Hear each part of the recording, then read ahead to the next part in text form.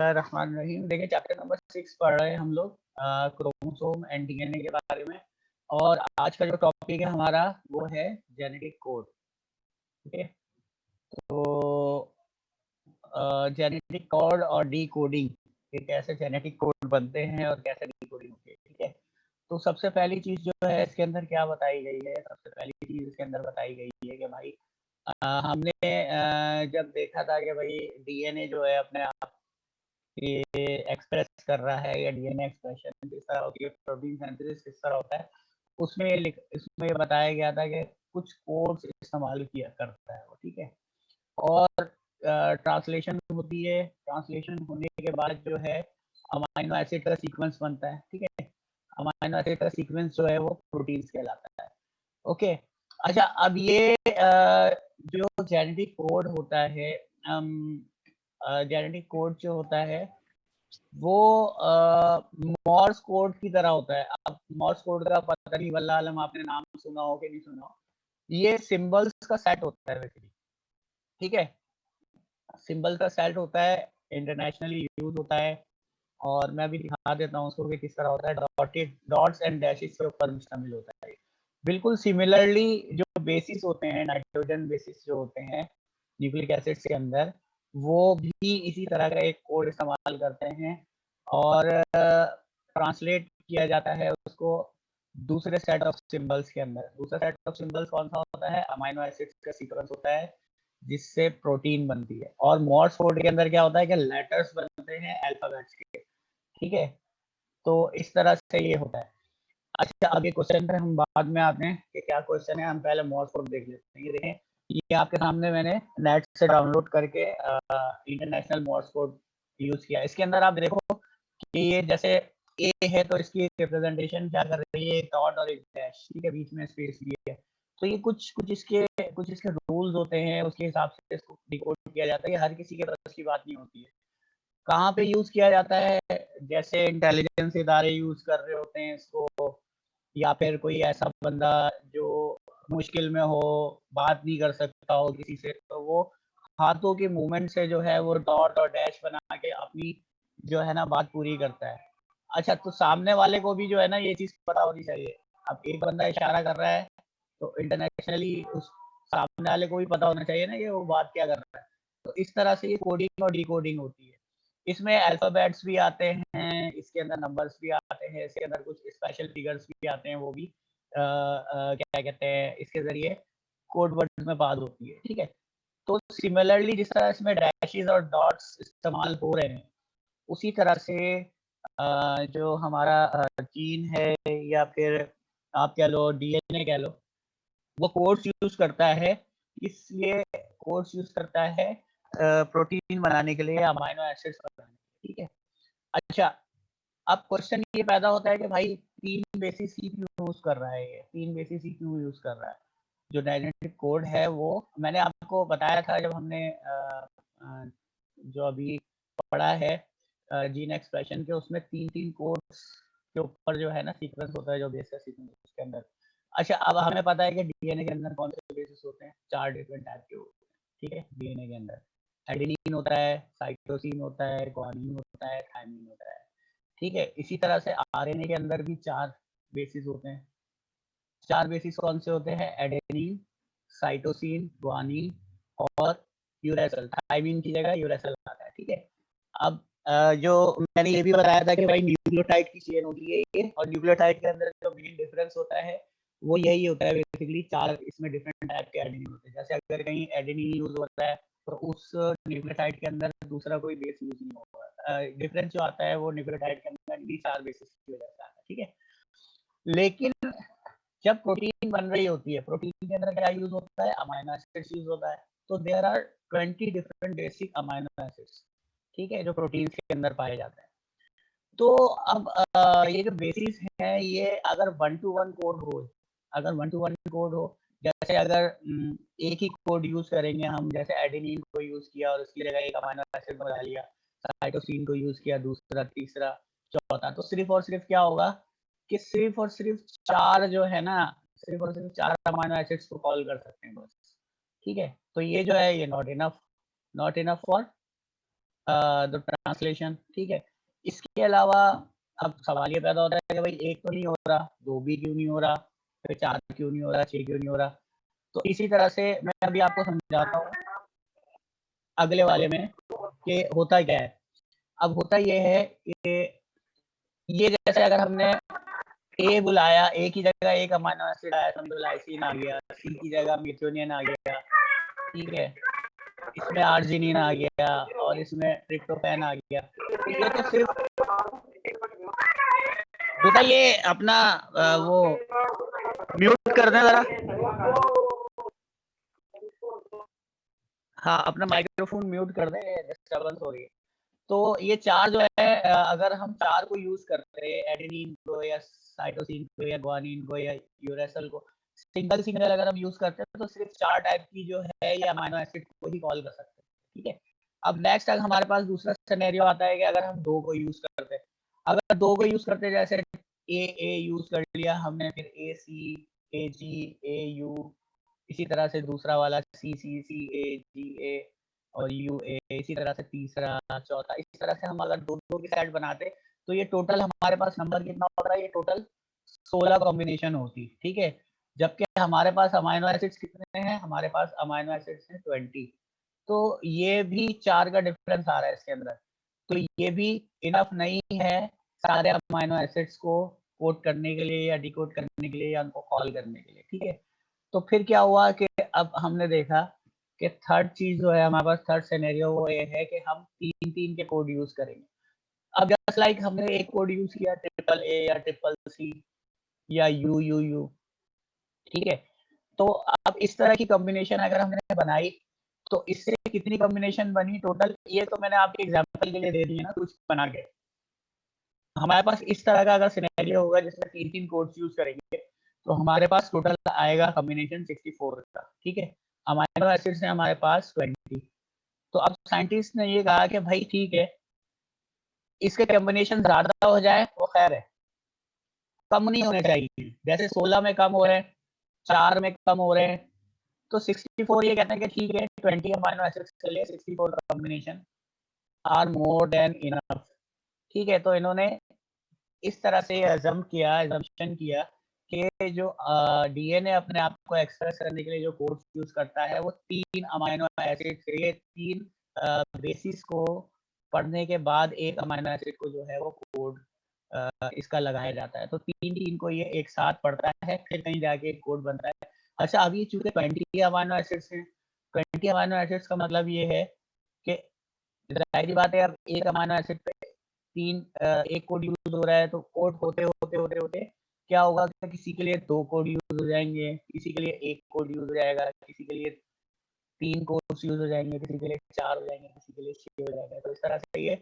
20 amino acids को ये 64 जो कोड्स हैं ये कवर कर लेते हैं, ठीक है? ये इस तरह से कॉम्बिनेशन हो जाती है।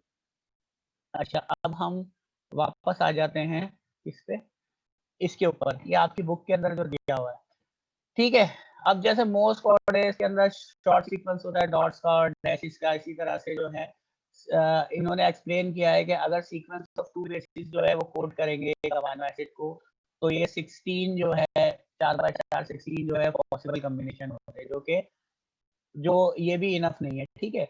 तो 3 बेसिस पर अमीनो एसिड जो है वो 64 या 64 जो है हमें 4 इंटू 4 इंटू 4 पॉसिबल कॉम्बिनेशन दे देंगे, which is more than enough, ठीक है? हमें जितना चाहिए उससे ज़्यादा है।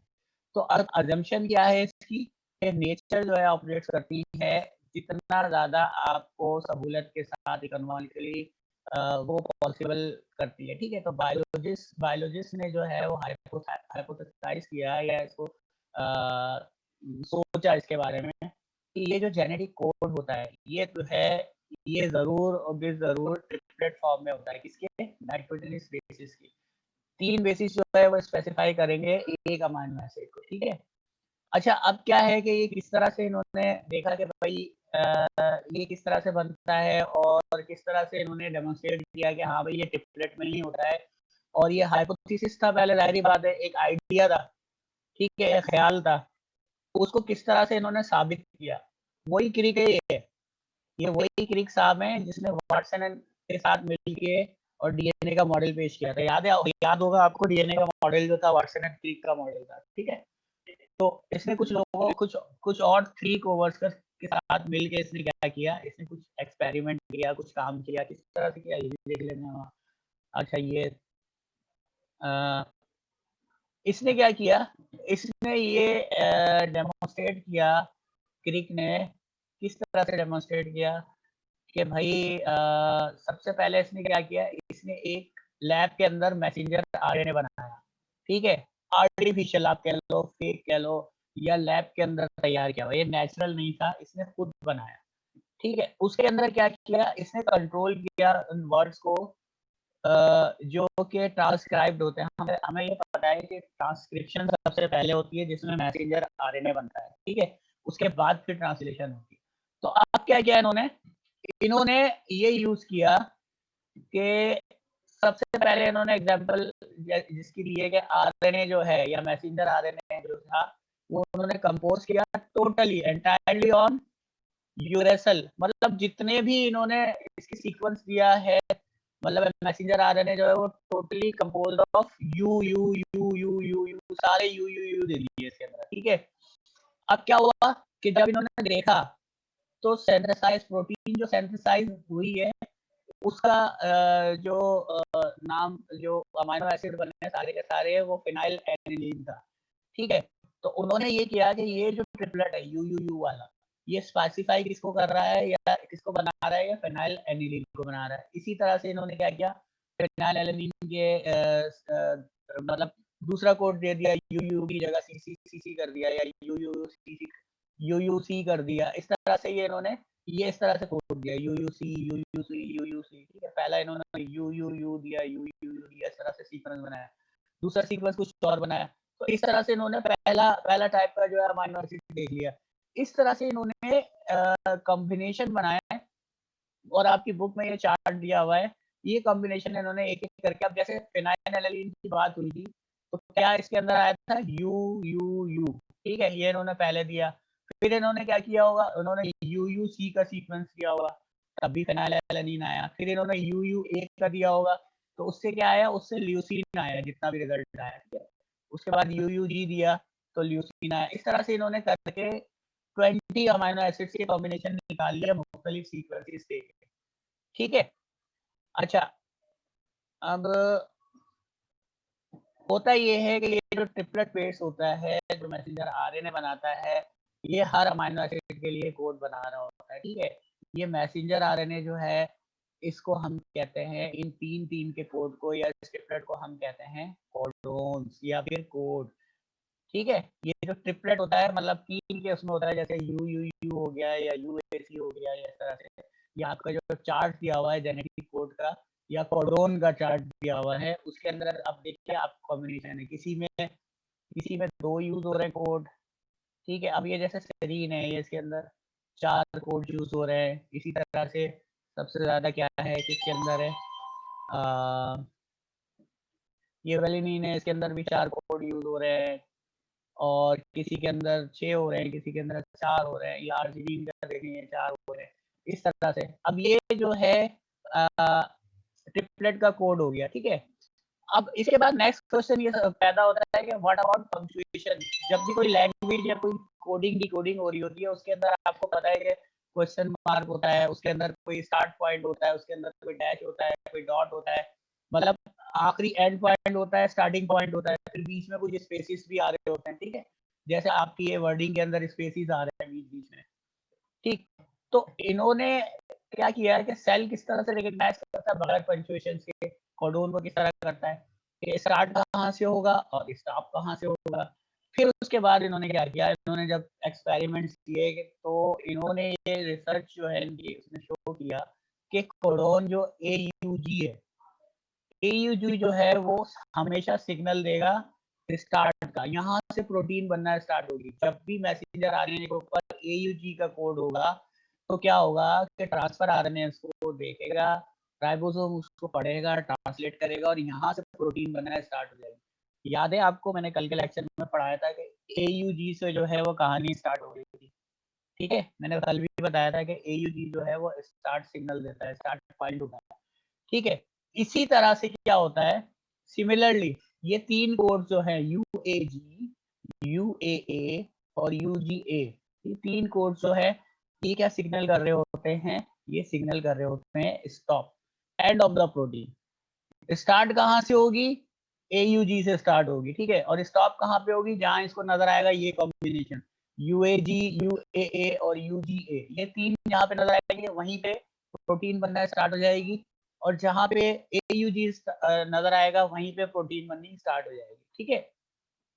अच्छा, अब अगर ये कोडोन जो है इनके 3 बेसिस हैं, हम अगर सपोज कर ले रहे हैं कि इंग्लिश लैंग्वेज के अंदर हमारे पास यूज हो रहे हैं 3-3 लेटर्स के वर्ड, ठीक है, 3-3 लेटर्स के वर्ड, हमें ये पता है कि हमें इसकी डिकोडिंग करनी है।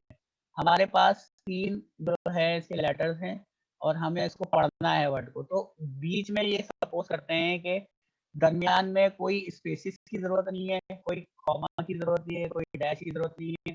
जब हमें ये पता है कि स्टार्ट यहाँ से करना है और स्टॉप जो है वो यहाँ से करना है, तो हमें इसकी ज़रूरत नहीं है स्पेसिस वगैरह की। कैसे? एग्ज़ाम्पल दी हुई है। अब ये वाला जो इन्होंने पूरा जुमला दिया हुआ है, हमें ये पता है कि 3 की कोडिंग करनी है, तो पहले 3 क्या होंगे, ATHE, दी, फिर उसके बाद 2 अगले 3 है मैन, फिर उसके बाद अगले 3 है सॉ, फिर उसके बाद अगले 3 है द, फिर उसके बाद अगले 3 है कैट, ठीक है। तो ये हमने आसानी से पढ़ लिया क्योंकि हमें पता है कि 3-3 का ये इसका कोडिंग करनी है। तो the man saw the cat, ये बहुत आसानी से हमने पढ़ लिया। इसी तरह से जो डीएनए के अंदर जो राइबोसोम पढ़ रहा होता है वो भी 3-3 का कोड कर रहा होता है, उसको ये पता है कि स्टार्ट कहाँ से होना है, उसको ये पता है कि स्टॉप कहाँ पे होना है, तो इस वजह से उसको स्पेसिस की जरूरत नहीं पड़ती, ठीक है। अच्छा, अब आप ये देखो कि AUG जो है ये पूरा चार्ट याद करने की जरूरत नहीं है, बहुत ज्यादा कंफ्यूजिंग है और बहुत ज्यादा मसला करता है बच्चों के लिए, तो पूरा चार्ट याद करने की जरूरत नहीं है। आपको क्या याद करना है, ये याद करना है कि AUG जो है दिस इज स्टार्ट पॉइंट, सही है। AUG जो है वो स्टार्ट पॉइंट है, और हमेशा याद रखो कि AUG से कौन सी बनेगी, मेथियोनीन जो है वो अमीनो एसिड बनेगा, ठीक है, ये कॉल करेगा इसको। और उसके बाद जो स्टॉप वाला है, आप स्टॉप पे देखो कि स्टॉप के ऊपर कोई भी अमीनो एसिड नहीं बन रहा, बस ये स्टॉप सिग्नल दे रहा होता है, जहाँ पे ये नजर आएगी ये 3 चीजें UGA, UAA और UAG, ये जहाँ पे इनको नजर आएगा राइबोसोम को, वहीं पे प्रोटीन बनना स्टॉप हो जाएगी, और जहाँ पे स्टॉप होगी वहाँ पे कोई मजीद अमीनो एसिड ऐड नहीं होगा। फिर उसके बाद ये होता है कि स्टार्ट के बाद जितने भी कॉम्बिनेशन आ रहे होते हैं, जैसे यू आ गया या ये आ गया या ये आ गया, तो इस तरह से अमीनो एसिड की चेन बनना शुरू हो जाती है, ठीक है। ये इस तरह अमीनो एसिड की चेन बनती रहती है। यहाँ पे AUG से स्टार्ट हुआ, उसके बाद आगे जितने भी कोड चल रहे हैं बन रहे हैं, उसके बाद यहाँ पे इसको नजर आ गया UGA नजर आ गया या UAE नजर आ गया या UAC नजर आ गया, तो इसने यहीं पे स्टॉप कर दिया, और इस तरह से ये सीक्वेंस बन गया किसका, अमीनो एसिड का। और इस सीक्वेंस को, अमीनो एसिड को हम क्या कहते हैं, इसको हम कहते हैं प्रोटीन। तो इस तरह से मुख्तलिफ टाइप की प्रोटीन्स बन रही होती हैं। अच्छा, आपको एक चीज याद होगी, मैंने आपको बताया था कि ट्रांसफर आरएनए के बारे में बताया था कि हर ट्रांसफर आरएनए के ऊपर जो है वो क्या लगा हुआ होता है, अमीनो एसिड, वो अटैच कर लेता है अपने साथ और लेकर आता है कहाँ से, उठा के लेकर आ रहा होता है साइटोप्लाज्म से, किसके पास, राइबोसोम के पास, ठीक है। अच्छा, आपकी बुक में लिखा हुआ था मोर देन 40 जो है, और मैंने बताया था कि एग्जैक्ट नंबर क्या होते हैं, 61। ट्रांसफर आरएनए के कितने नंबर होते हैं, 61 होते हैं। तो इसका मतलब ये है कि 61 टाइप के कोड्स होने चाहिए, या 61 टाइप के जो कोड्स हैं वो अमीनो एसिड्स को रिप्रेजेंट कर रहे होते हैं, या 61 टाइप के ट्रांसफर आरएनए होने चाहिए। अब आप देखें, ये 3 स्टॉप कोड है, हम इसको माइनस कर लेते हैं किसमें से, 64 में से, क्योंकि इसके अंदर कोई वो नहीं बन रहा है, क्या नहीं बन रहा है, अमीनो एसिड नहीं बन रहा है, सिर्फ स्टॉप हो रहा है। तो 64 माइनस 3 कितने हो गए, 61, ठीक है। तो ये exact number of transfer RNA है कि ये 61 हो रहा है। अब ये जरूरी नहीं है कि एक ट्रांसफर आरएनए जो है ये एक कोड जो है, ये एक ट्रांसफर आरएनए, ये एक ट्रांसफर आरएनए इस तरह से होता है, मैंने बताया था आपको, इसके ऊपर जो है अमीनो एसिड लगा हुआ होता है। तो हो सकता है कि इसका ये जो कोड है ये अब जैसे लाइसिन की बात करें या यूसीए या यूसीजी है, तो इसके ऊपर ये यूसीजी, ये यूसीजी आ रहा है, ठीक है? तो ये यूसीजी जो है ये किसका कोड है? मैसेंजर आरएनए का। तो इसके ऊपर क्या आना चाहिए? यू के आगे आना चाहिए ए, सी के ऊपर आना चाहिए जी और जी के ऊपर आना चाहिए सी। तो ए, जी, सी का ये कोड जो है इसको बता रहा होगा और इसके ऊपर लगा हुआ होगा, ठीक है? तो इस तरह से जो है ये जेनेटिक कोड जो है ये बयान होते हैं आपकी बुक के अंदर। इसके अंदर 3 अगर हम निकाल रहे हैं तो 61 जो है इसके नंबर्स होते हैं मैसेंजर आरएनए के। अब लास्ट चीज़ रह गई इसके अंदर कि डिकोडिंग क्या होती है? अच्छा, मैसेंजर आरएनए जो राइबोस है वो ओनली 3 न्यूक्लियोटाइड के सीक्वेंस को करता है, ठीक है? ये मैसेंजर आरएनए आपके पास है, इसमें 3-3 के बेसिस लगे हुए हैं, ठीक है? ये 3-3 का कोड कर रहा है, ओके? ये 3-3 के कोड लगे हुए हैं, यहाँ पे आके राइबोसोम बैठ रहा है, ठीक है? और इसको डिकोड कर रहा है। अमाइनो एसिड कौन लेकर आ रहा है? ट्रांसफर आरएनए लेकर आ रहा है, ठीक है? अमाइनो एसिड कौन लेकर आ रहा है? ट्रांसफर आरएनए लेकर आ रहा है। अब इसके पास जो चीज़ है, अच्छा सबसे पहले अगर इसके ऊपर सीक्वेंस हो गया यू यू यू, तो इसको डिकोड करने के लिए क्या चीज चाहिए? ये समझो कोड है, ठीक है? ये कोड है और ये mRNA है, ठीक है? ये क्या है? ये tRNA है, tRNA है, ठीक है? अब अगर इसके ऊपर पहला सीक्वेंस जो है वो यू यू यू पर आ रहा है, मतलब ये समझो AUG मैंने छोड़ दिया ना, यू यू यू दूसरा सीक्वेंस आ रहा है, तो इसके अगेंस्ट क्या होना चाहिए? इसके पास ट्रांसफर आने के बाद इसके पास होना चाहिए ए ए ए होना चाहिए, ठीक है? तो अगर ये कोड है, अगर दिस इज कोड, तो ये क्या होगा? This is called anti code, ठीक है? ये मैंने बताया था कि जहाँ पे एंटी कोड और कोड मैच होते हैं वहीं पे वही वाला ट्रांसफर आरएनए आके यहाँ पे बैठेगा, इस साइड के ऊपर आके बैठेगा, ठीक है? अगर ये मैच होगा यू यू यू और ए तो फिर ये आके इधर बैठेगा, अदरवाइज दूसरा कोई और नहीं आ सकता। तो ये मैचिंग जो है ना, जो मैचिंग जो है ट्रांसफर आरएनए और मैसेंजर आरएनए की जो बाइंडिंग होती है इस मैचिंग के थ्रू, तो इसको जो है हम डिकोडिंग कहते हैं, ठीक है? और डिकोडिंग कहाँ पे एसेंशियल होती है? ट्रांसलेशन के अंदर, जो आखिरी प्रोसेस होता है अमाइनो एसिड को ट्रांसलेट करने का, वो डिकोडिंग कहलाती है, ठीक है? फिर बता देता हूँ कि ट्रांसफर आरएनए जो है वो क्या पर्टिकुलर अमाइनो एसिड लेकर आ रहा होता है। उसके अंदर एक जगह खास होती है, ऐसी होती है जो 3 जो है ट्रिपलेट्स के ऊपर मुश्तमिल होता है। बेसिस के ऊपर यहाँ पे जो है अगर ये कोड है मैसेंजर आरएनए का 3 ट्रिपलेट्स का, तो इससे जो चीज़ मैच कर रही होगी ऊपर according to the rule of complementary binding, ठीक है? कॉम्प्लीमेंट्री बाइंडिंग मैंने आपको बताई थी कि यू के साथ जो है वो ए होगा, सी के साथ जो है वो जी होगा, ठीक है? जी के सामने जो है वो सी होगा और इसी तरह से अगर ए आ रहा है तो उसके सामने यू होगा। ये हम आरएनए की बात कर रहे हैं, ठीक है? डीएनए अगर होता तो उसकी यू की जगह इधर टी आ रहा होता, ठीक है?